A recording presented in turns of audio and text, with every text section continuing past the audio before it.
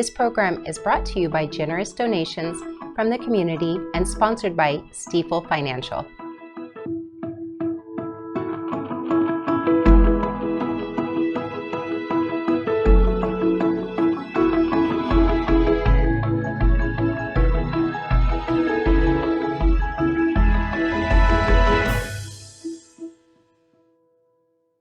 Good evening, and thanks for joining us. I'm Lynn Forbes. And I'm Paul Haas, and you're watching Nevada County Now. Tonight, Mental Health Awareness Month resources are highlighted across Nevada County. Free mosquito fish giveaways return to help fight West Nile virus, and Grass Valley moves forward with a new bike park and pump track project. Plus, Caltrans is seeking public input on improvements to the Highway 20 and 49 interchange. And later, we'll speak with Ken Hardin of InConcert Sierra about the Crown Point Venues project. Don't go away. We'll take a short sponsor break and be right back. Thank you to Stifel Financial, proudly helping individuals pursue financial goals, businesses and organizations raise and protect capital, and communities offer a higher quality of life. To learn more, visit www.stifel.com.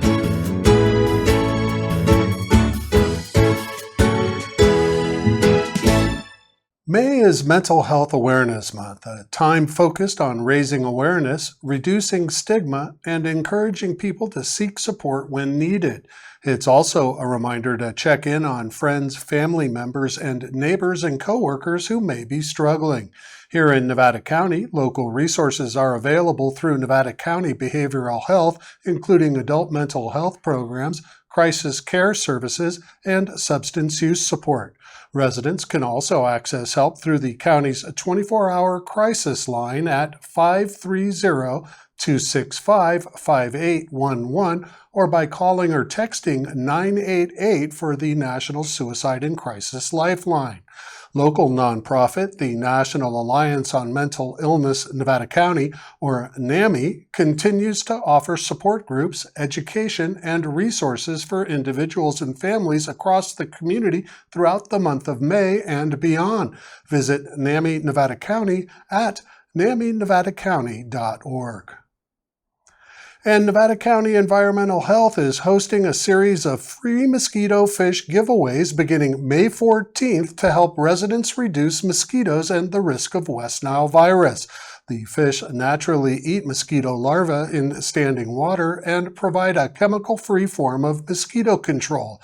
Drive-through pickup events will take place at the Rood Center in Nevada City on select dates through July 7th. Officials remind residents the fish should only be used in closed water systems and never released into natural waterways. To learn more, visit nevadacountyca.gov/mosquitofish. And protecting our land is important, and the Truckee Donner Land Trust works hard to preserve our open spaces and protect our natural resources while providing recreational access in the Truckee Donner region. It recently announced the permanent protection of the final 61 acres of private land in the Pole Creek area, preserving the entire 2,000-acre watershed near Olympic Valley. The land includes important trout habitat, headwaters feeding the Truckee River, and popular backcountry recreation areas used for hiking and skiing. Pole Creek will now remain permanently protected, preserving a critical watershed stretching from the Sierra Crest to the Truckee River. Conservation leaders say the project will help safeguard forest meadows, wildlife habitat, and public access for generations to come. Don't go away. We'll take a short commercial break and be right back. Looking for a way to connect with nature and protect the land you love? Bear Yuba Land Trust is your partner in preserving the beautiful landscapes of Nevada County. Whether it's hiking, volunteering, or supporting conservation efforts, your involvement makes a difference. Together, they're maintaining over 26,000 acres and over 55 miles of trails of stunning wilderness safe for wildlife, for future generations, and for you. Join the Bear Yuba Land Trust today. Visit bylt.org to learn more. Let's protect what makes this place so special. Bear Yuba Land Trust, protecting the land, preserving the future. And Nevada County is seeing a fair share of work done on its highways, everything from road widening, paving, and new roundabouts. Another project will soon be added to the list, the State Route 2049 interchange. Caltrans District 3 is studying ways to improve the area for pedestrians and cyclists, and your input helps shape what comes next. The community is asked to take a quick survey at engage.dot.gov/SR20_49GV study. That's a mouthful. Wow, I'm impressed. That was well done. Well, thank you. Well, if you can't remember that URL, and some of these are kind of crazy, I think you can just Google, 4920 road project or something. Go to Caltrans website. And go to Caltrans. I think that people can get the information. But anyway, that was good practice. Yep, absolutely. Good job. Don't go away. We'll take a short commercial break and be right back. In our community, every voice matters and every vote counts. The League of Women Voters of Nevada County empowers informed citizens with unbiased information about elections, ballot measures, and how government works. We register voters, explain ballot measures fairly, and host candidate forums, helping everyone participate with confidence. Because democracy works best when we all show up. Your vote, your future. Discover more and get involved at lwvnevadacounty.org. The city of Grass Valley is getting a new cycling-friendly addition, a 23,000 square foot facility that includes a pump track. The upcoming Centerville Bike Park is a project that city leaders hope will become a regional destination for riders of all ages and skill levels. The new park will feature an all-wheel pump track with rollers, berms, and bank turns designed for bikes, scooters, skateboards, and other non-motorized riders. The estimated $1.1 million project is funded through Local Measure E. Earlier this year, the Grass Valley City Council voted to reject initial proposals and reopen bidding in an effort to improve competition and reduce contract risk before construction begins. Local cycling advocates and outdoor recreation groups have welcomed the project as another step toward expanding family-friendly recreation opportunities in Nevada County. Once completed, the Centerville Bike Park is expected to add to the growing popularity of cycling culture throughout the Sierra foothills. Drivers and pedestrians along South Auburn Street in Grass Valley may notice the return of the city's Hometown Heroes banners, honoring local veterans and active duty service members from across Nevada County. The annual program features personalized banners displayed from May through Veterans Day in November, recognizing those who have served in the armed forces and others who have supported military service and national defense. City leaders say the Hometown Heroes program is meant to celebrate the sacrifices and contributions of local service members while giving the community a chance to reflect and show appreciation for their service. Don't go away. We'll take a short commercial break and we'll be right back with tonight's guest. Want to unlock your creative potential? With the Nevada County Media Academy subscription, you get access to every workshop and hands-on activity that NCM offers for one low yearly fee. From video editing, filmmaking, podcasting, acting, and more. This all-access subscription lets you dive right into learning and creating. It's for all ages and comes with materials, assignments, and activities delivered year-round. Come join a community of creators. Visit the NevadaCountyMedia.org catalog and get ready to fuel your imagination all year long.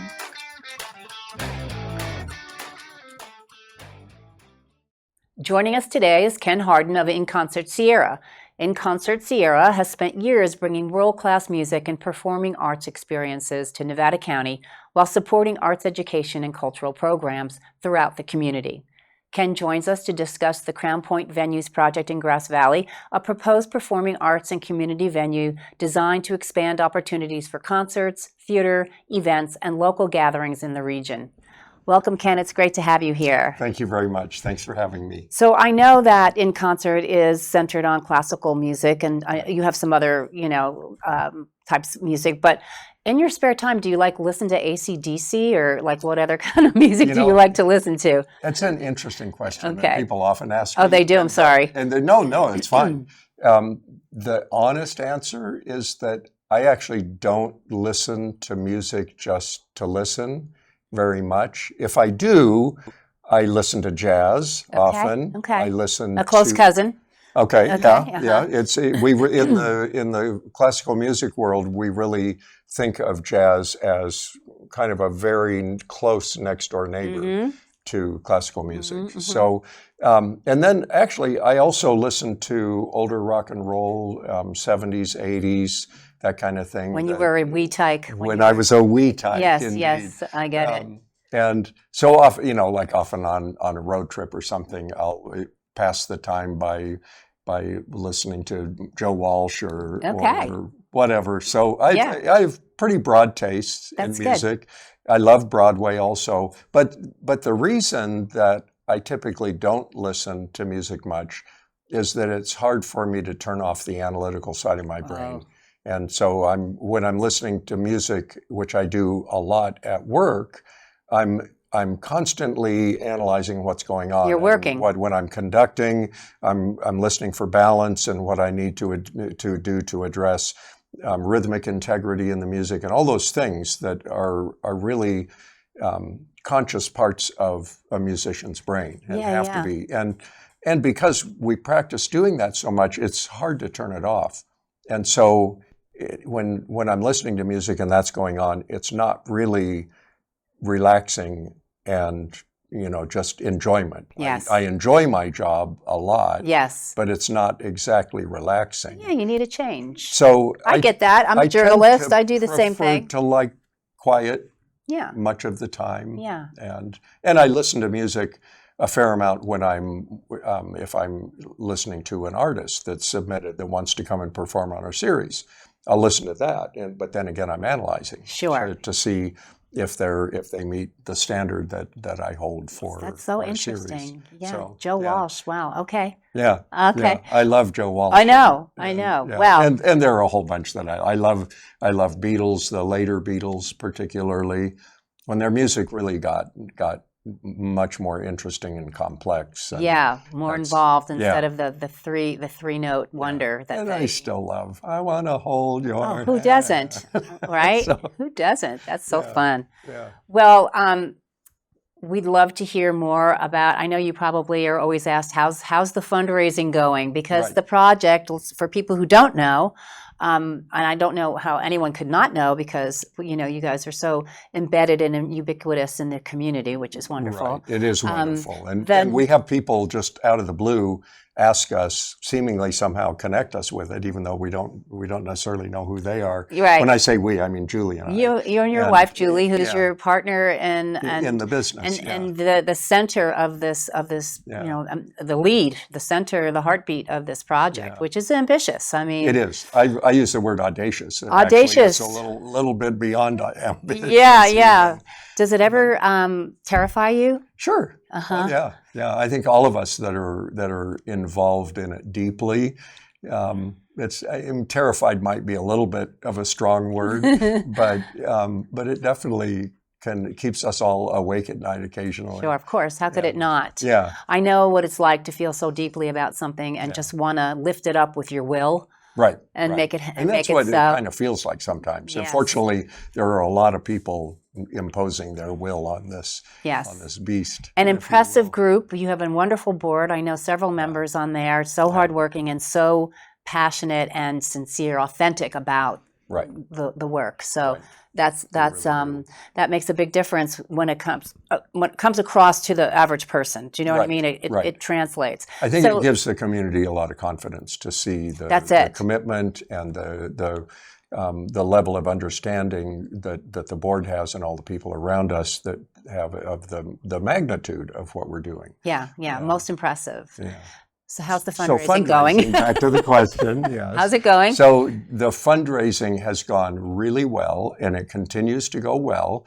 We're at a point now where when we began this project, the intent was to renovate the concert hall, which was the part of it that InConcert really wanted to have. And we wound up with this huge building and figured out that we could put more in there than just a concert hall. We really had to put more in there. So the original plan was to phase the project, renovate the concert hall first, begin using the other parts of the building as a conference center and a black box theater, but in the state they were in, just making do with them. And so even at that point, with our projections about fundraising, we knew that at a certain point we would need bridge financing to get us through as the fundraising continued. And so the fundraising kind of has two tracks. There's the track of people making pledges, which are typically larger gifts that are spread out over 4 or 5 years. Right. And then there are one-time gifts, which we have had some very substantial one-time gifts, but typically it's a little bit smaller gifts. And so with the pledges particularly, because they are coming in over a period of time, we knew that we were going to need more funds in a shorter term than the pledges were going to provide. Because they were extended over time. Exactly. I got it. So we knew we were going to need that bridge financing, and we felt like we had that pretty well locked in. So then, of course, the story that everybody knows is that 36 hours after we signed the papers and bought the building, we were in the middle of Snowmageddon 2, when most of the swath of the county over the Sierras had buildings collapsing and roof collapsing, and we were one of those. So that completely changed the project and made it so that we had to address the entire building to stabilize it and salvage it and get it weatherproof. And there was no point doing that and putting the building back in the same configuration it had been when we were going to raise the roof for the black box theater and do all these things. So it became a full project, which made it go from about a $10 to $12 million project to what we thought would be a $24 to $25 million project. As we're going to banks now for fundraising, they're telling us they want to consider it a $27 to $28 million project, because when a bank lends money for a project like this, their main focus with the construction loan is to be sure there's enough money to get it done. Right. So that we can start making money and pay them back. We had an interview with a banker just yesterday, and he was very funny. He said, when we look at financing for a project like this, we ask 3 questions. How are you going to pay me back? How are you going to pay me back? And how are you going to pay me back? Which I thought was great. Fair enough. And of course, that's what they want to know. Right. So we continue with the fundraising. It continues to go really well. The community has been very generous. We still have things going on up at the building construction-wise, but not nearly at the pace we will when we have the funding to go full bore. When we get that funding, it'll be about a year left. Most of that time is in the concert hall. It's by far the most complex part of the project. So we continue fundraising. We're confident that when we have that fundraising, when we have the financing in place, the fundraising will really kick back up. That we know there are people that are waiting to see that we get the financing and are going to get to that finish line, which then makes perhaps sense. the donations will go up because the donors as well will have that confidence. Right.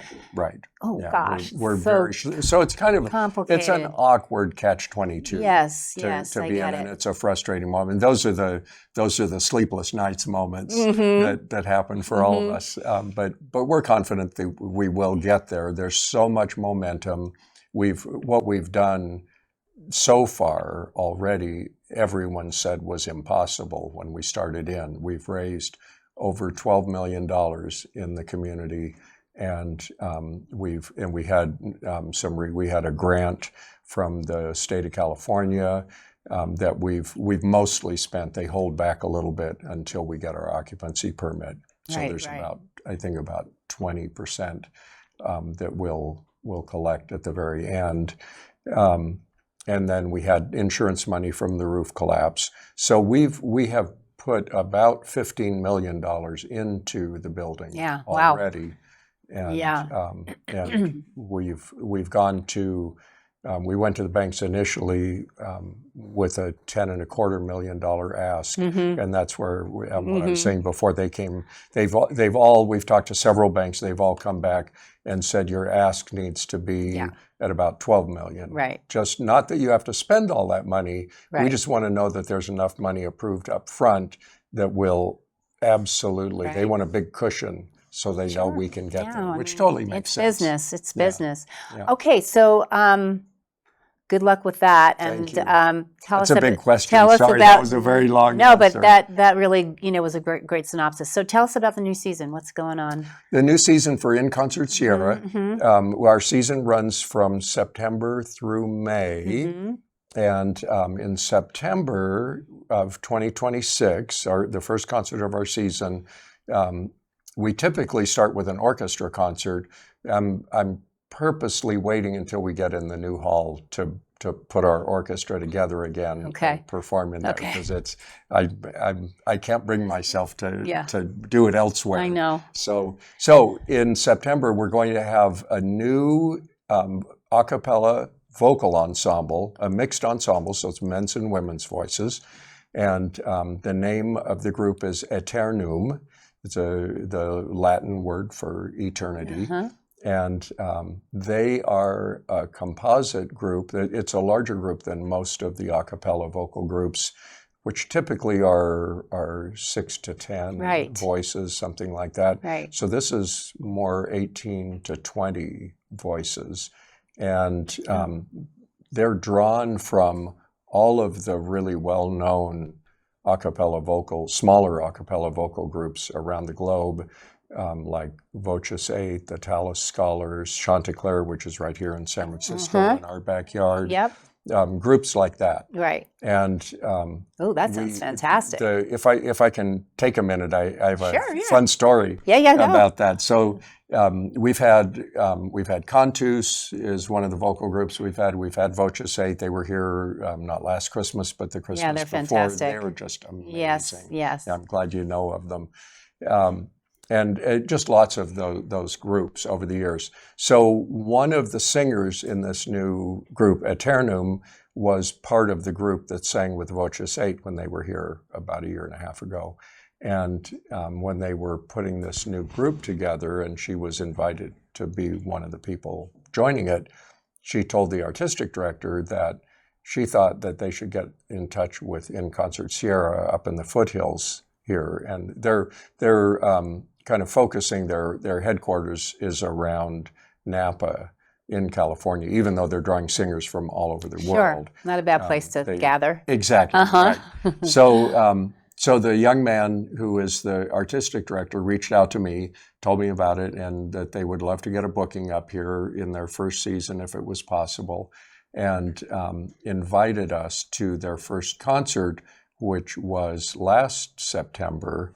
And we were available. We had a wonderful trip up to Seattle, which we began with a concert in a Broadway show down in Sonoma, ironically, and then drove up to Seattle to visit friends, and then came back about 10 days later. And at the end of the trip, we went to see Aeternum in Napa. Wow, sounds terrible. I know, yeah, what a life. And they were just spectacular. I can't wait. It's just amazing. So they'll be September 13th. It's not going to be the third Sunday because that didn't work for them. So, Right. So we were able to make do it work. On the second Sunday. That's one of the things I'm really looking forward to with this new building, is not being locked into the not just the third Sunday day, but Sundays in general, because at the Seventh-day Adventist Church, their Sabbath is from Friday night to Saturday night. And so nothing else can happen in the sanctuary. So we can never do a show on a Friday night or a Saturday night, which in show business is a handicap. So I'm looking forward to having a lot more dates. So September 13th at Ternum, and then October we have, I get them confused sometimes. We have a young man that's a pianist that, oh no, I think he's November. October is a group called the Valencia, and that's referring to Valencia, Spain, because they're from Spain. The Valencia Baritone Project, which is a concert featuring a trio. And the focus of the trio is this instrument called the baritone. We hear the word baritone typically related to a male voice. This is an instrument that is a cross between an old instrument called a viol de gamba and a Spanish and Moorish influenced instrument called the liron, and sort of like a cello. It's played similarly to a cello, but it has cello has 4 strings, just like all the string family in orchestral music. So the baritone has 10 strings, and then 4 strings on the back of the instrument. So the 10 strings are on the front of the instrument. On the back of the and neck? On the back of the neck, there are strings that are sympathetic with the strings on the front. Yeah, I never heard of it. And they're plucked with the thumb. Oh my gosh. So it's a really complex instrument and difficult to play. Sure. So there are about 10, no more than 10 people in the world that play this instrument. Yeah. And this guy is that is in this trio is one of those experts on the baritone. Well, so that's going to be a really interesting That's very concert. cool. Sign me up on that one. So can they go to your website and see the whole season? Yes, Okay. absolutely. So I know this is getting long, and I there's 2 more things. One is recently my husband and I went to the Museum of Musical Instruments in Phoenix. In Phoenix, yeah. Oh my gosh. Isn't that a wonderful museum? It blew our minds, and we went 2 days. It was so amazing. So I wonder if that instrument was there. It might have been. Yeah. It might have been. Okay, so what if someone wants to donate $2.5 million to InConcert Sierra's project? Well, the first thing is we won't say no. Where do they go? Who do they talk to? Really, anybody, the staff. The URL for donations and for the schedule is InConcert.org? Yeah, InConcert.org or InConcert Sierra. InConcert Sierra, okay. Or CrownPointVenues.com. Okay. Either one. All right. And either you could contact the office and ask to talk to Julie or me, or really any board member. If you come to a concert and you want to talk to somebody about what the fundraising opportunities are, about the pledging program is still going on. We're still doing pledges that are stretched out over time. Right. We love it when people want to put us in their estate planning. Those gifts over the years, we had a couple of excellent estate gifts, bequests that really carried us through the pandemic. Yeah. And then had one major gift in the process of planning this project that allowed us to buy the building outright for cash. Wow. Which was what really people let us get started. People believe in you. So we're going to keep up on this. Good. And 2.5 million, I feel it. Okay. Coming on. Thank you for You're welcome. doing that here. You're welcome. It's wonderful to have you. So interesting. Thank you so much. Thank you. Well, folks, thank you for watching this edition of Nevada County Now, your choice for local news brought to you by locals. We'd love your input about the show, what you would like to see on future shows, or if you would like to be a guest or contribute as a host, writer, or producer. Please email your ideas and suggestions to news@nevadacountytv.org. And please help us spread the word about Nevada County Now. Together, we can keep our community informed. And until next time, have fun getting out there to explore all our community has to offer and listen to some good music. Good night.